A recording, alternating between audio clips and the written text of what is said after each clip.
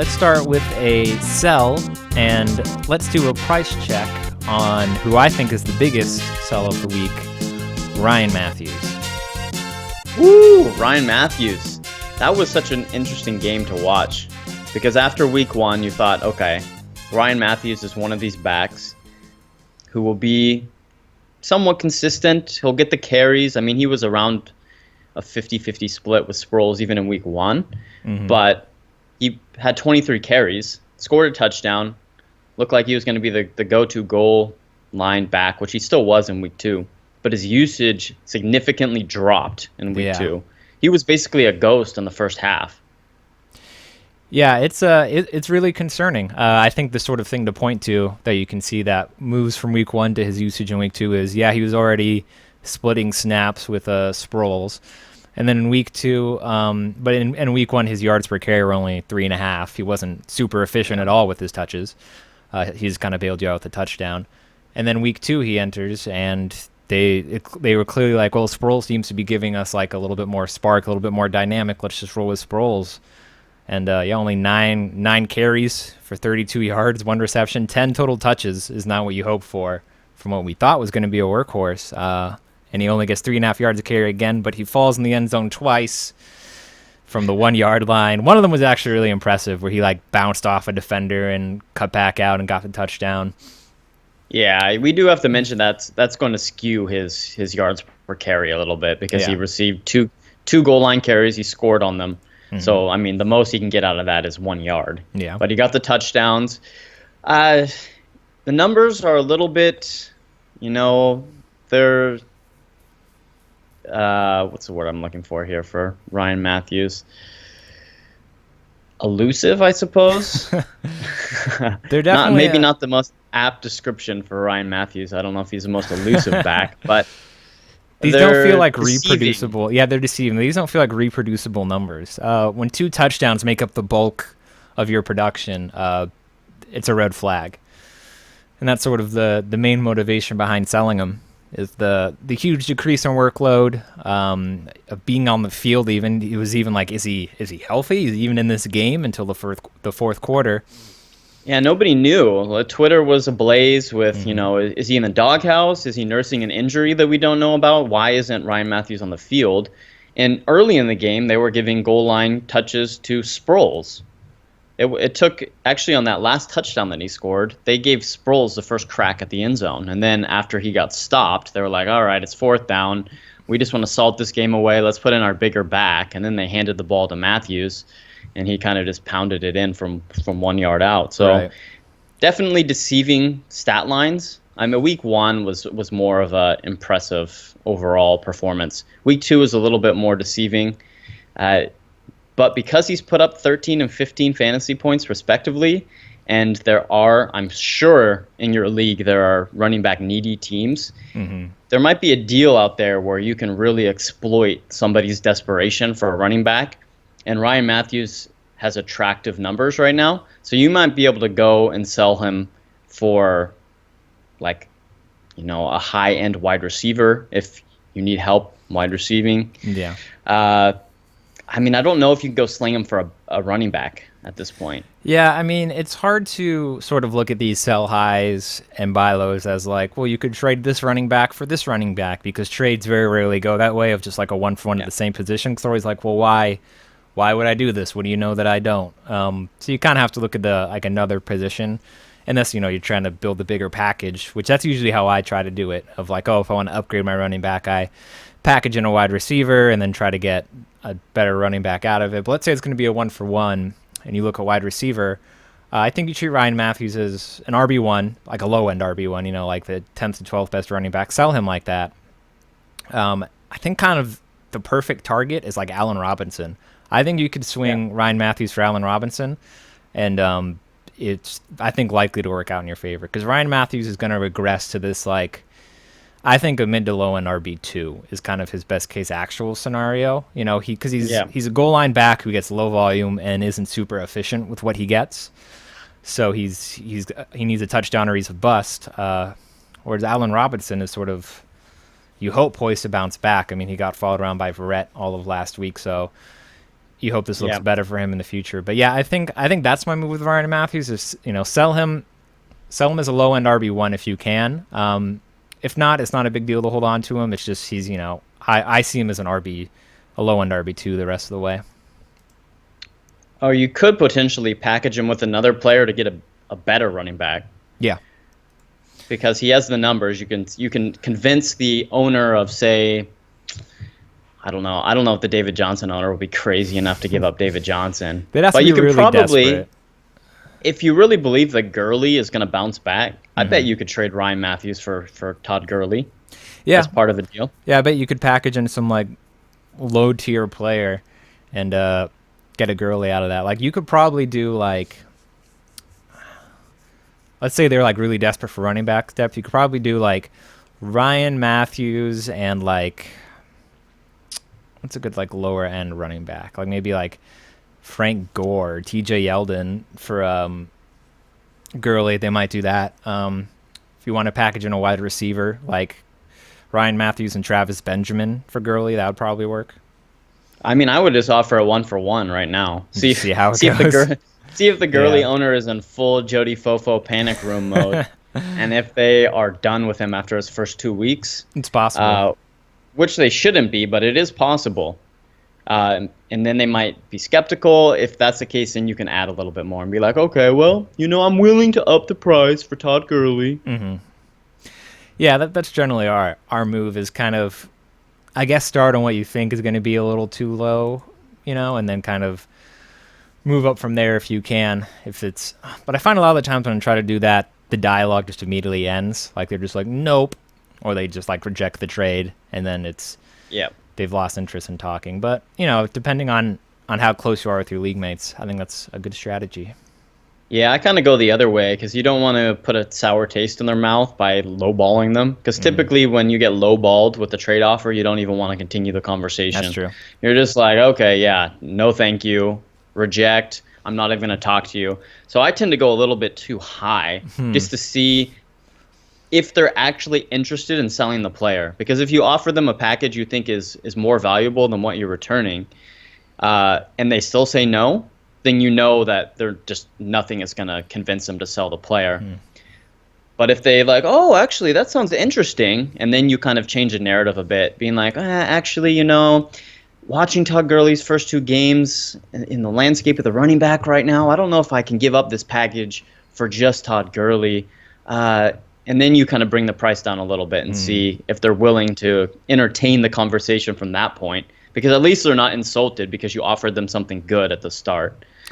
That's true.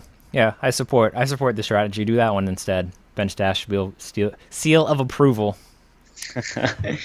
Yeah, so other players we want to sell high on. So we've set our Ryan Mathews piece. How about another running back? This one is a full-blown out workhorse running back, and we saw him absolutely dominate the Thursday night game last week. Matt, running is my forte. Ooh, a price check on Matt Forte. All right, let's hear it. Give me your piece.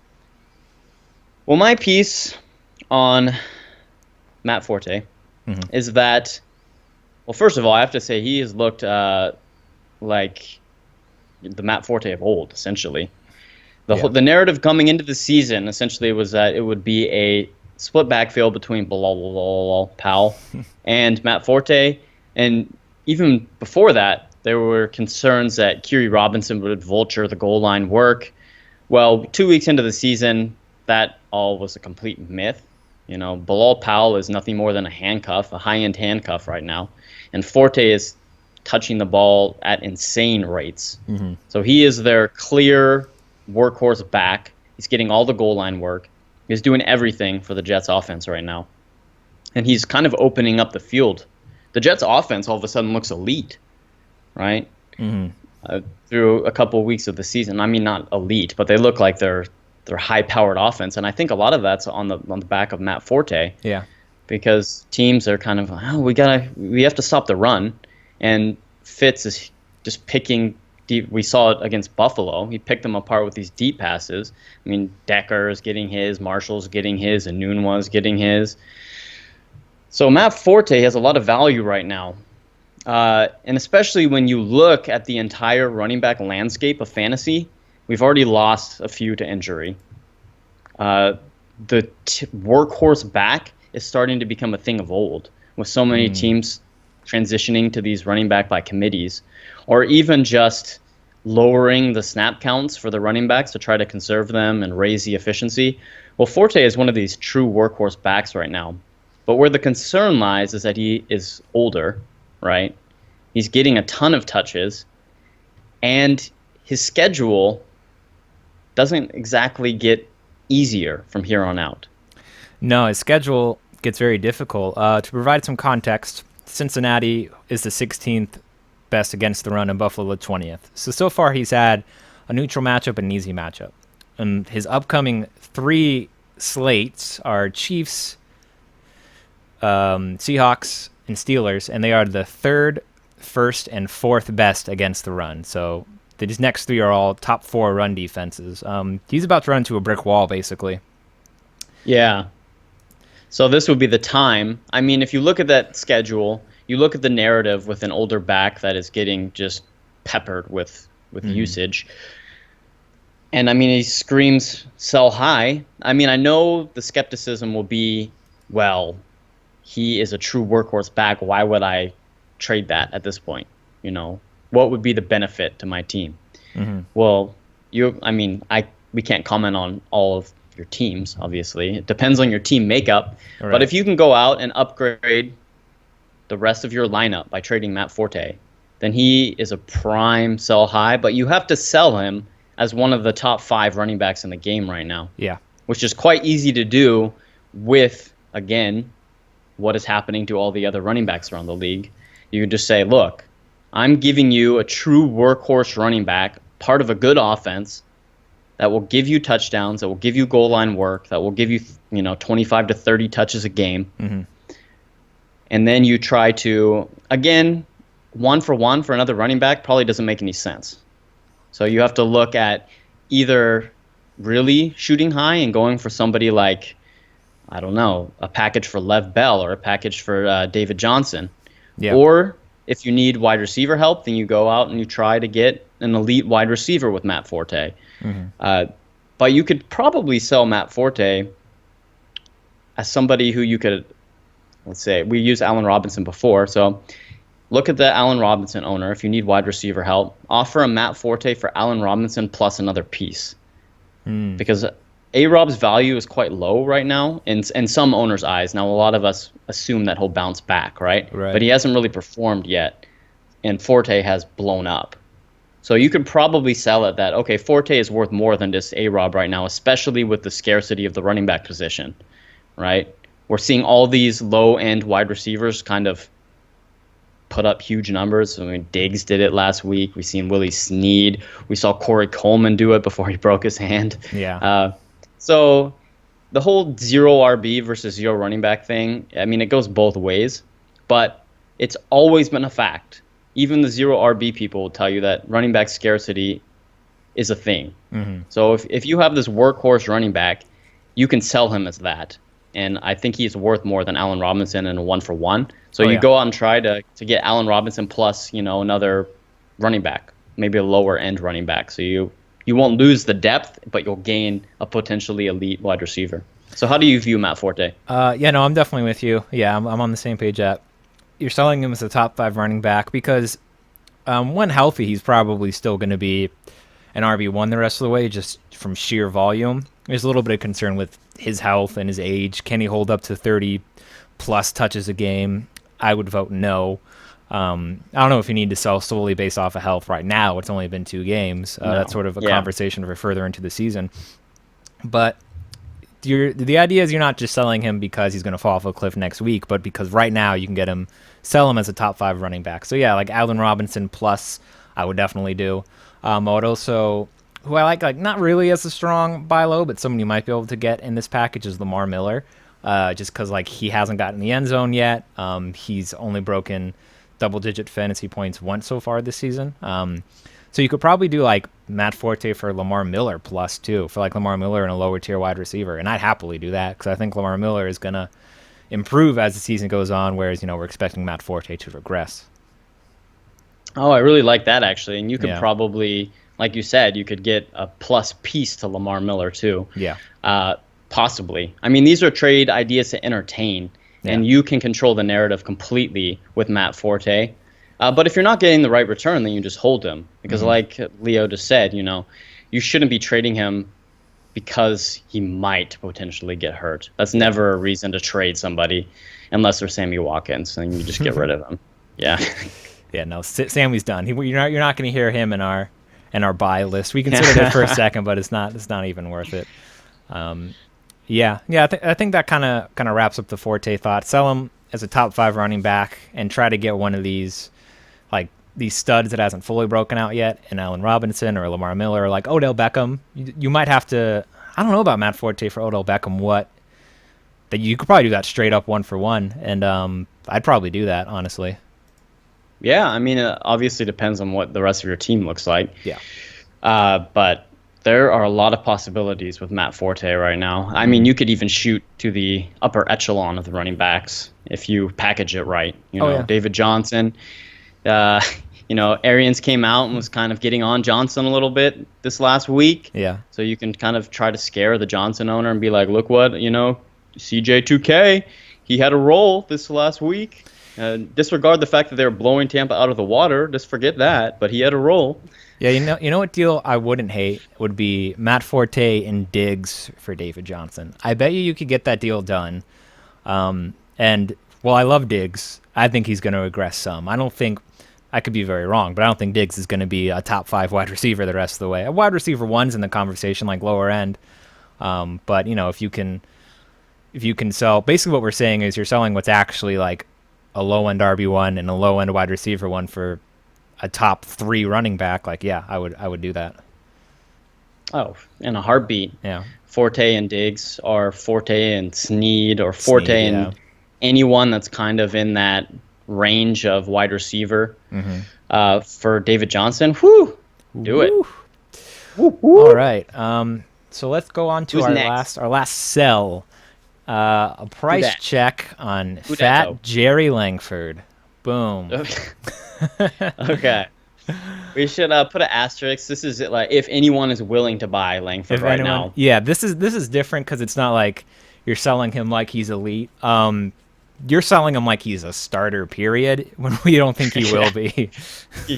For much longer, right? You probably have to target somebody that hasn't watched the Chicago games. Maybe it's just looking at their numbers. Because Langford has scored in both the games, which has essentially saved his stat line. Yeah. Like he's produced, 9 points in each of the games because of the fact that he scored a touchdown. If you take that away, then he completely meager production from Langford. Yeah. In fact, he got called out by his coach after the week 1 game against Houston and said, look, we need more right now. We're just not getting any production out of the running game. There's no yards after contact. It's basically, a feather touches Langford and he's down on the ground. Someone sneezes, he's falling over. He can't break any tackles, essentially. And then we saw that rear its ugly head. If you watch the Monday night game against Philly, he had the first series, essentially got 1 carry, was blown up. And then I guess he ran an incorrect route. And we know how Jay Cutler hates when his running backs or receivers does the wrong thing. So Cutler was yapping at him, and then he was on the bench for a couple series. Right. Kadeem Carey came in, was highly ineffective as well, but he was a body. And then he got hurt. So Fox, because he hates to play rookies, was like, all right, Langford, you can come back in. And Langford was still ineffective. He had, I think, 1 run, which was like 10 yards or something. But then outside of that, he was just getting stuffed left and right. And then he fumbled to cap off his night in the beginning of the 4th quarter and was never heard from again. Yeah. So concerning if you're a Langford owner, but because he's fallen into the end zone the past couple of weeks, you can still sell him as a starter. Yeah. And now would be the time to do it because I really think his hold on that backfield is loosening. I wouldn't be surprised if in week 3 it's more of a committee. I think it will start as a committee, and then if Howard performs better, J-How, my boy, then Langford might just outright lose the job within the next 3 or 4 weeks, maybe even sooner than that. Yeah, it's really trending that way. let's run down a list here of a. I'm gonna rattle off some wide receivers, and you tell me at what point you would not deal Langford for one of these wide receivers. Okay. Jordan Mathews. Oh, jeez, I would trade Langford for Mathews in a heartbeat. We're starting high. Yeah. Eric Decker. Yep, still Decker. T.Y. Hilton. Jeremy Maclin. Jarvis Landry. Willie Snead. This is where I think about it, but I think I still choose Snead. Stephon Diggs, I assume, is a yes. Diggs, all the way. Julian Edelman. That's interesting. I would take Edelman, though, because Brady's due back in a few weeks. Yeah. Marvin Jones. And he's a quarterback. And he's a quarterback. Think about that. He's a quarterback, too. Think about it. He can throw to himself, man. Man, extra fantasy points. If you got Julian Edelman, you have to start him this week because he might be the quarterback by the second half. Oh, man. And he'll get stats for that, too, won't he? I have no idea how like Yahoo or ESPN would handle that. If he was the quarterback in the second half and he threw like 3 touchdowns, like what would that count? You would have to give him the points, right? If you had him in like your wide receiver slot and he catches a touchdown in the first pass and then throws for 3 more in the second, like what? If that didn't count, like there'd be a riot. I just quit the league if that happened. Edelman, I would trade Langford for Edelman. Marvin Jones. Get Jones. So far, everyone. Demaryius Thomas. DT. Travis Benjamin.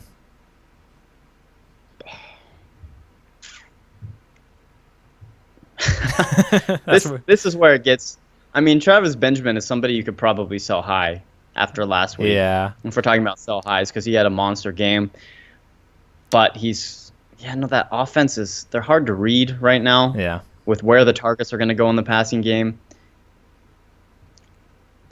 Jeez, I don't know. That might be a wash for me. Like Randall Cobb, is that the same kind of thing where you're like, maybe, maybe not?